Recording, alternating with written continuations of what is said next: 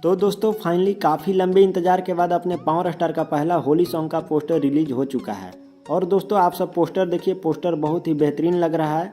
इस गाने में आप सभी को अपने पावर स्टार के साथ डिम्पल सिंह नजर आने वाली है। गाने का नाम होने वाला है अशोक डलल का, जहाँ पर इस गाने को लिखा है सोनू जी ने और इस गाने में म्यूजिक होने वाला है प्रियांशु सिंह जी का। दोस्तों गाने के पोस्टर को देखकर तो लग ही रहा है कि गाना बहुत ही बेहतरीन होने वाला है।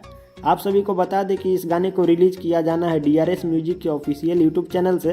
हालांकि दोस्तों अभी तक इस गाने का कंफर्म रिलीज डेट सामने नहीं आया है, लेकिन उम्मीद है कि आप सभी को 1 से 2 दिन के अंदर ही यह गाना देखने को मिलेगा। आप सभी को ये पोस्टर कैसा लगा हमें कमेंट बॉक्स में ज़रूर बताइएगा। जैसे ही इस गाने की रिलीज डेट सामने आती है हम आप सभी को ज़रूर बताएंगे। दोस्तों वीडियो पसंद आया तो वीडियो को लाइक कीजिएगा और चैनल को सब्सक्राइब कीजिएगा पावर स्टार से जुड़ी हर एक अपडेट पाने के लिए। जय हिंद, वंदे मातरम।